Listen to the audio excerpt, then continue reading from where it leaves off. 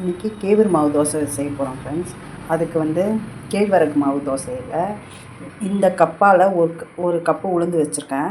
இதுக்கு 2 கப்பு மாவு போட போகிறேன். கொஞ்சம் ஜலிச்சியும் வச்சுருக்கேன். இப்போ 1 கப்பு மாவு பாருங்கள். இதில் பாருங்கள், உளுந்து எடுத்து வச்சுருக்கேன். 1 கப்பு இந்த கப்பால் எடுத்து வச்சுருக்கேன். இதால் 2 கப்பு மாவு போகும். இதால் இந்த 1 கப்பு மாவுக்கு இது உளுந்துக்கு 2 கப்பு மாவு போட்டு நான் கரைச்சி ஒரு 4 மணி நேரம் ஊற வச்சுட்டு நம்ம தோசை ஊற்றலாம் ஃப்ரெண்ட்ஸ். இப்போ பாருங்கள், நான் கரைச்சிட்டு காமிக்கிறேன். இது எனக்கு 1 கப்பு, இது 2வது கப்பு மாவு கொட்டுறேன். இப்போ கரைச்சிட்ட பிறகு காமிக்கிறேன் ஃப்ரெண்ட்ஸ். உப்பு போட்டு கரைச்சி வச்சேன். கேவுரு மாவு கரைச்சி ரெடி பண்ணி வச்சிட்டேன் ஃப்ரெண்ட்ஸ். இப்போ இது புளிக்கிட்டோம். புளித்த உடனே சாயங்காலம் ஊற்றுறத காமிக்கிறேன். அப்படியே கேழ்வரகு மாவு புளிச்சிருச்சுங்க. இப்போ இந்த ஸ்டேஜில் வெங்காயம் நான் வதக்கி கொட்ட போகிறேன். பாருங்கள், கேழ்வரகு மாவு தோசை ஊற்றுறதுக்கு இப்போ வெங்காயத்தை வதக்கி கொட்ட போகிறேன். வெங்காயம் வதங்கின இந்த ஸ்டேஜில் நான் சும்மா ஒரு கேரட்டு, இது கேழ்வரகு தோசை தான் சொல்லிவிட்டு ஒரு கேரட்டை போட்டு வதக்கிக்கணும். வதக்கிட்டு அந்த மாவுலேயே கொட்டிட்டோன்னா சூப்பராக இருக்கும். பசங்களுக்கும் ஹெல்த்தியான ஃபுட்டு.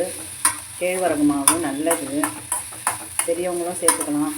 உங்களுக்கு கேரட் மட்டும் ஆப்ஷன். நான் சின்ன பசங்களுக்கு கொடுத்தனால ஒரு கேரட்டு சேர்த்துக்கினேன்.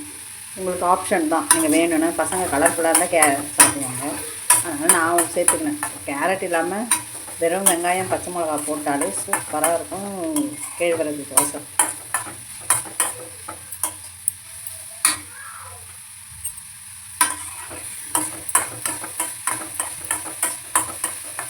நல்லா வதக்கி வச்சு மாவில் வதக்கந்தெல்லாம் கொட்டிக்கணும் ஃப்ரெண்ட்ஸ். கொட்டிட்டு அப்படியே ஒரு கலர் வேண்டியது தான்.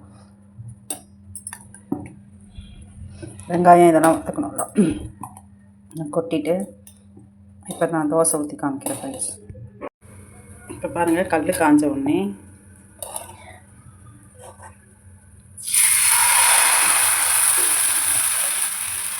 மாவு எடுத்து தோசை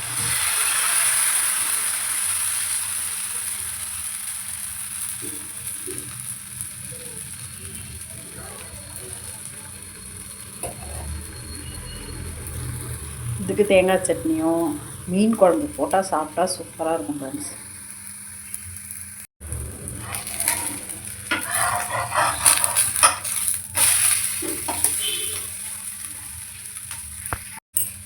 பாருங்கள் ஃப்ரெண்ட்ஸ், திருப்பி போட்டாச்சா.